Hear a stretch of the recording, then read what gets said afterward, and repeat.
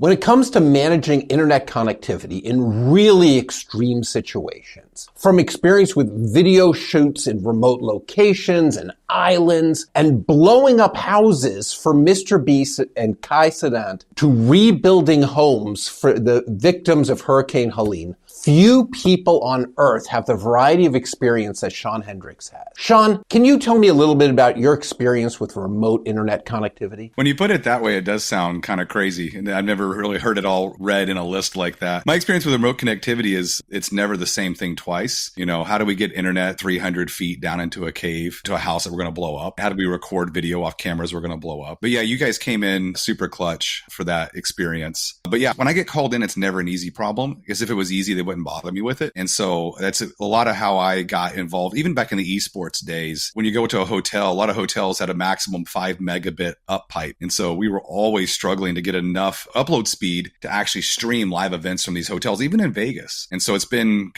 probably 15 years of struggling to get enough connectivity speed. Yeah, so I think most people know of you most for that viral MrBeast video where he put you in the 100-yard circle and offered you $500,000 if you could stay in there for 100 days. But I don't think that's really where you started, right? I mean, where did you start with this stuff? So my history goes back to 1999. I started working for a company called Coherent Communications, and we had this amazing emerging technology called wireless video. We were making 900 megahertz transmitters and receivers to basically transmit live video to cutting edge LED handheld monitors. And so that's where I cut my teeth in broadcast technology. But that moved into production. And so I've just kind of always been in the tech side of production for, almost a quarter century now, a little over. So 1999, 900 megahertz, was that analog video or was that digital? Yeah. Analog. Yeah. Just SD video, standard. That's how they did in the 20th century. Oh, yeah. It was phenomenal because if you had a director and there was a train scene and they got a cart with a camera on it going, they'd have to wait till the dailies come back to see if he even liked the shot. Or he'd have to be on the cart looking through the eyepiece of the camera. And this now let a director sit under a tent in a director's chair and see a live feed of that camera as it's happening. And he'd be like, that was great. So it was really a game changer in that space. But we did it for military and stuff as well. We mount these transmitters on tanks so that the generals could see live feedback from the war games. What was the tank looking at when it took the shot? And they wanted to go back and do a debrief. They could see this stuff live, and they could also show off to the politicians that came to these things. It definitely reminded me when Iron Man came out and Tony Stark blows everything up behind him. That's how they felt when they were able to show a tank live in the battlefield, feed video back to a monitor. But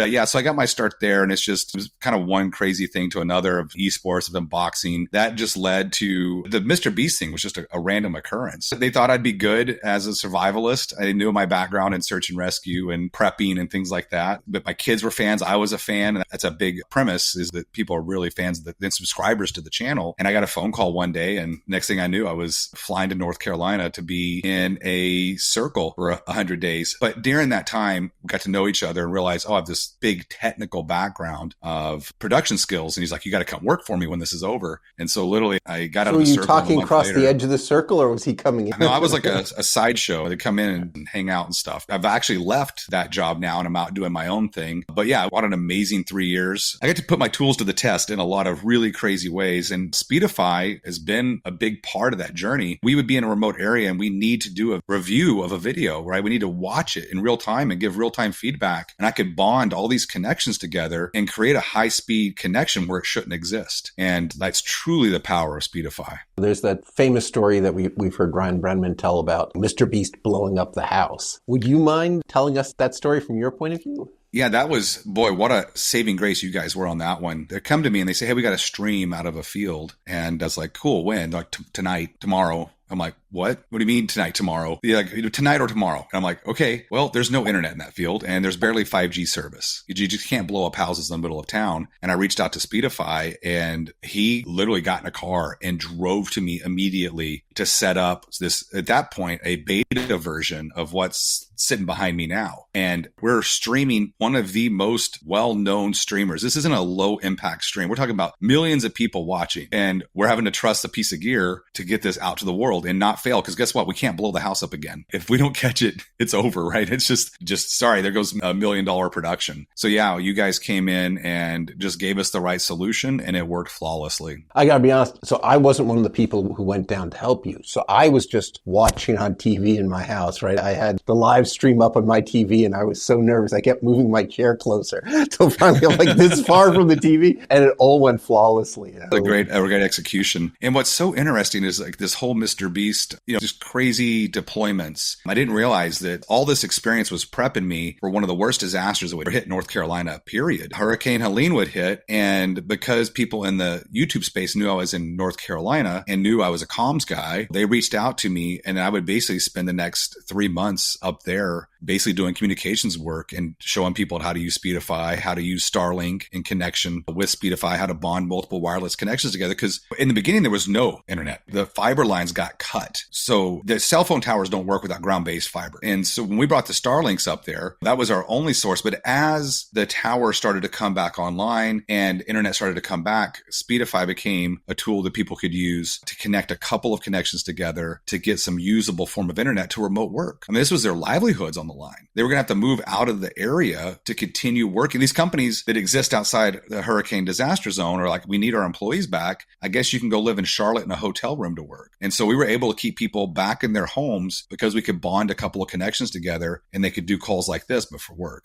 So do you have any sense how many homes or people you helped? Oh my gosh. I don't know, because we helped towns, right? In the beginning, we would deploy a Starlink to a fire station or a church. So we would go in and deploy a Starlink and make it be open password. That was one thing. I didn't want gatekeeping. So I just set it open. We have over 70 deployed. And that's just what's on my account. And I'll mention the other stuff we got put out in the area. But it was so amazing to be able to go and you set up a Starlink and you're thinking, oh, the victims, they're going to be able to like tell their families they're okay. But what I saw was these first responders that had been there for 7-8 days. Their families didn't know if they were alive or not. And so storm hits, they don't know that their family's okay. And their families don't know if they're okay. I can't tell you, firefighters are like on the phone with their wives and kids crying. It's the first time they've heard from dad in 6 days. So communications was life-giving up there. It was able to let me direct traffic of getting relief supplies directed in. I found one area where we were being limited to 1 bottle of water a day. And I was able to get on Starlink and tweet out to Logan Paul and get an entire truckload of Prime delivered. When you've been on 1 bottle of water a day, a whole truckload of electrolyte drinks is, again, life-giving. But I couldn't have made that happen without communications. But yeah, it was a lot of people that we helped for sure. That is fantastic. That's a nice story. You talked about using Starlink with Hurricane Helene. Was 5G was it all down? Was it of any use at all? It was completely gone. Matter of fact, I talked to a guy from Verizon. He said they lost 2 towers. I said, what do you mean by lost? He's like, they don't exist anymore. He's like, in 28 years of Verizon, we've never lost a cell phone tower. Maybe damaged, or I need to be fixed, but these towers did not exist. They also have not had fiber cut coming in both ways. The fiber lines got cut. Asheville was completely cut off from terrestrial fiber. And those towers, with them being gone, took a long time to get back up. And then when 5G did come back up, it was super intermittent. It was overloaded because what was being handled by 4 or 5 towers before was being basically covered by 1. And everyone not having landlines or home-based internet was flooding the 5G network. So like we say in prepping or survival, 1 is none, 2 is 1. Just trusting one form of communication is not enough. You need to have a backup. Yeah, I know when they originally designed the internet, one of the goals was that it should be this resilient network that could survive having nukes take out a couple centers, but that's not economically efficient. That's assuming you run lots of internet connections, lots of places, and some can be cut, but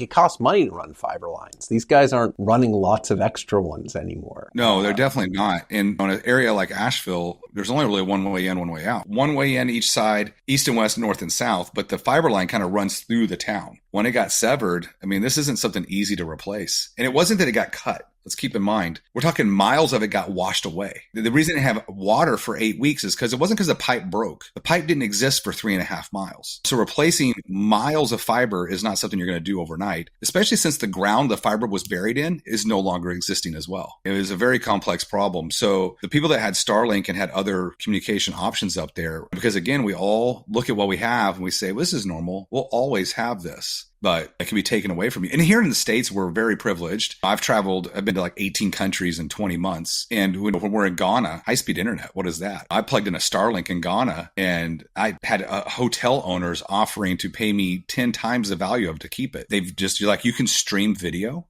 Like, Wow. I need this. I got to have this. And so we just assume that when we pick up our phone, that we're going to have high speed internet. And that's just not the case. But I think that makes a case for why Speedify exists, is because we can take a handful of mediocre connections, bond them together, and have a very stable, good connection. And you never know when you need. That's why I always say, like, have the apps that you need downloaded before you need them. If you got to download something that you need to get internet with, it's too late. You can't buy a Starlink once the storm hits. And the Maps apps, they let you download maps, but you have to do it ahead of time. Yes. You can download the whole area and have it even when you have no internet. I always tell people, before you travel into a new area, especially when you're traveling to foreign countries, you want to download your map set stateside before you go into those areas, because you're not getting around Ghana on a live downloaded map. It's just, heck, you can't even hardly get around North Carolina without the downloaded map. I mean, you leave Greenville 3 or 4 miles, your LTE connection again at best. Luck favors the prepared, they say. Yes, I think a lot of people sitting in cities and suburbs don't appreciate how big Starlink is. I think you get into the middle of nowhere, whether it's the ocean or the top of a mountain or the middle of a large farm, right? Or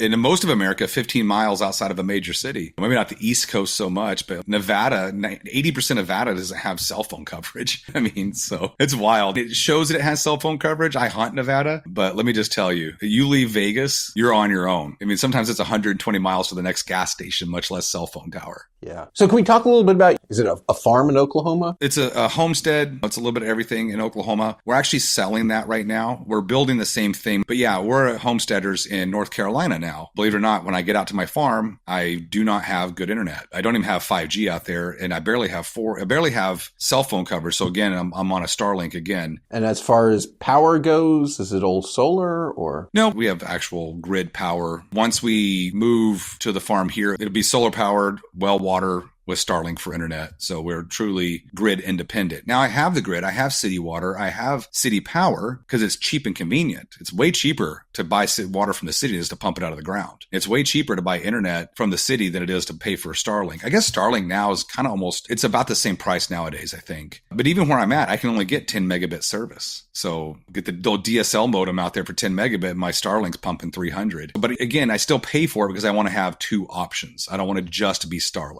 Yeah. Yeah. I mean, Starlink isn't that reliable. Heavy cloud cover definitely hurts it. That's about it, though. Everything else is pretty rock solid on it. So what were some of the most challenging internet connectivity situations you got into when you were part of the MrBeast team? I think just the remote nature of it. There's just no infrastructure. And it was even pre-Starlink. A lot of the stuff I worked on, just Starlink they didn't have availability there. So we'd have to use kind of your old traditional satellite coverage. But then, you get a lot of people in a production and you quickly find out that you can oversaturate even a satellite connection. And then a lot of it's expectations too. People expect US based connectivity, fast, no lag, unlimited speed. And then all of a sudden you got 50 people sharing a 20 megabit connection that costs $35,000 a month and it's half millisecond latency. But it's mostly an expectations problem than it was a technical problem. People think they see this big satellite dish and they're like, oh, this must be really good internet. And you're like, no, this is kind of ancient technology. When Starlink came on the scene, it really changed that because our speeds were so much higher. And with the satellites being 60 times closer to Earth, you're only 40, 50 milliseconds latency. And that's the biggest disadvantage of satellite internet, it's that high latency. And that was just a handful of videos that we did that way. Most of my comms work was very specific to a couple of videos. It wasn't my full-time job there. The thing that I feel like we used the most was when we're traveling, not the video itself, but traveling to the videos and traveling through countries, being able to bond a bunch of connections together with Speedify when we're sitting in a foreign country or sitting in an area that doesn't have great connection like Kansas. It's like you're kind of middle of nowhere. We could still get things done. Even if the video didn't need quote unquote internet, we as workers needed internet. And so being able to spin up a bonded connection software without bringing any hardware was definitely a lifesaver multiple times. So much of software now just assumes an internet connection. Oh, in the old days, we would bring a server with us with like a shared drive and stuff. Do you do that or? It's all straight to drives and you bring the drives back. It's just too much footage to put over an internet connection of any kind. But yeah, for us, it was mostly just trying to get emails and trying to do video calls and trying to do conference calls and just all the stuff you had to keep doing while you're out in the field. But data wise, it was just like, we're talking sometimes a petabyte of footage. It's just not going over internet. It's getting duplicated on site and trucked back. I'm always impressed by like how serious MrBeast is about editing down till it's perfect, right? That you take a petabyte of footage. And Yeah. like, I mean, your video, right? It was 100 days reduced to 4 minutes. 100 days of my life reduced down to a little over 17 minutes. That's how it goes. It's not that something's good. It has to fit. It has to make sense in the content. And so I did a lot of things in that 100 days that were interesting on their own, but just not good enough for what he does. It was awesome to be a contestant in that. And I got to learn a lot about making content, for lack of better terms. But yeah, it was weird to sit down and watch 100 days of your life play by in a little over 17 minutes. That must have been some sort of breakthrough video for him, because I think for a lot of us over the age of 40, that was the video that made us start watching MrBeast. I think you're right. I think he was transitioning before that to that type of content, but I was definitely one of the older contestants in a video. I got kids that are old enough to watch the channel. The pacing was slowed way down. It was a risk. I was the first of its kind, that video. I was the first of the 100-day videos. And we would go on to make many, many more that were all hyper successful. I mean, my video was a top 10 video for probably almost 2 years. And that's with an old guy as the main character in it. So it just proved that there could be a wider appeal. When I talk to people that are my age, what are your favorite videos? It's vastly different than what my kids like on his channel, but it is a lot of crossover. The content's very good now, and it's all ages. It's a maturity of content that some people aren't aware of. Like, oh, I don't watch that stuff. And I say, oh, here, well, watch this video. And they come back like, I watched your video, and now I've watched like 6 more. I'm a huge fan now. I asked my 20-year-old son about Kai Cenat, and he said, Dad, I'm too old to understand Kai Cenat. Don't bother. Yeah. I spent a lot of time in an underground city with him, and he is, I'm telling you, a sharp creator. He's an entertainer. He gets it. He knows how to entertain. He has got it locked in for what he does is quite phenomenal. It's always interesting meeting people in person and just seeing. I think the thing that's common across all of them is they're all hyper intelligent and they all really dig in on what's effective. I mean, it's not luck of why they're where they're at. I think the days of just because you're on the internet, you can be famous. No, you've got to be really good at what you do as well. So were there ever any connectivity problems that you ran into that you just didn't see coming? Any real surprises? Oh man, real surprises. I think because we do so much pre-production that I don't think I was ever really surprised. I can't think of anywhere we didn't have like a plan A, B, and C, if that makes sense. So can you talk about that? Like how much pre-production for planning for internet connectivity actually goes into one of these videos? Well, I can't speak on the production team side, but like for me trying to make sure that we have connectivity when we get there. When it's a remote area, in the beginning, it was just like, okay, what sat phones are we taking? And we're just not going to have internet. And then it was like, well, there's enough budget to do like a K-band portable dish, which is incredibly expensive. And then it became, is Starlink available? In the beginning, you'd look at their hexes and it'd be like, oh, shoot, that island is not in one of their hexes. But now you just throw a Starlink mini in your bag and you're good to go.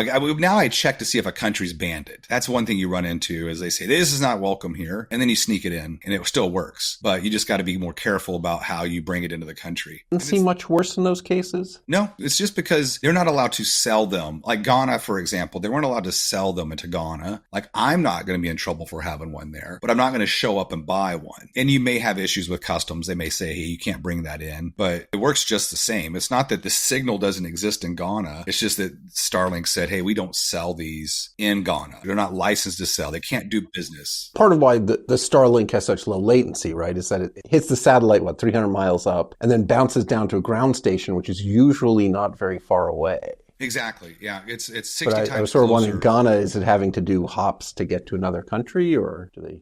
Let's just put it this way. I didn't notice any latency between that and like using it in the States. I mean, I wasn't necessarily looking for it, but it also wasn't noticeable enough. Maybe it was 70 milliseconds, but it's still optimal. You go to a K-band or a geostationary satellite and you're talking half a second of latency, which is very noticeable. I've been using some recently and I've been seeing a pretty consistent 700 milliseconds of latency. That's rough. Yeah. And it's funny, the reason it's speed of light to the satellite, then speed of light back down, then the other side answers you, speed of light to the satellite, speed of light back down. It's 4 times. Yeah. Right? It's 4 times the distance to the satellite. So the height of the satellites makes a huge difference in latency. No, it definitely does. I mean, it's just, you can't get around it. It's physics, right? Like, yeah, speed of light. Unless we get some kind of particle spin technology that can communicate instantaneously across space and time, until we get into quantum communications, we're not going to ever beat the speed of light. We are bound to that from our current understanding of physics. But there's a lot of hope in being able to observe particles and a particle pairing and things like that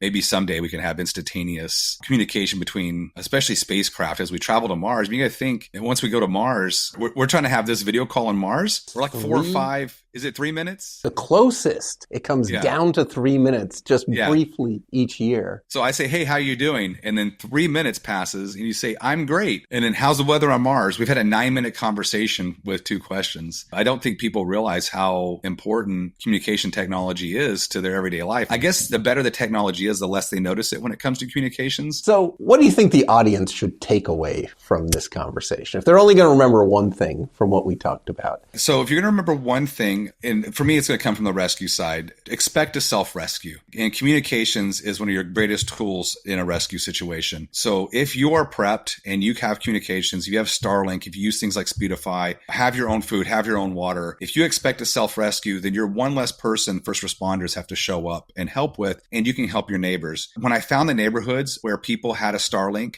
even if it was one for the whole neighborhood, they had recovered 10 times faster than the people who didn't have communications because they were able to ask for help. They were able to tell rescuers exactly what they needed, where they were at, what the emergencies were. We got a message from a person over Starlink of a guy having heart issues because he didn't have his heart medicine. And we're able to fly that in with a drone. Without those communications, it doesn't matter what you were set up with. So yeah, expect to self-rescue, be prepared, and have a communication strategy, have a 2-way radio, know your local frequencies, have a Starlink, have your maps downloaded, pretend the internet goes out tomorrow. I always tell people, go turn the breaker off in your house and you'll find out real quick your level of preparedness. Have your phone die and turn your breaker off and then try to survive the weekend. At the end of that weekend, you will have a very good list of what you need to be prepared. It sounds harsh, but expect to self-rescue. That's the foundation of survival, starts with yourself. All right. Good lesson. Thank you, Shawn. I think this was really great. Thanks for having me. And thanks for making a great product. It's been a lifesaver in the field. If you want more technical discussions like this, subscribe so you know when we post them.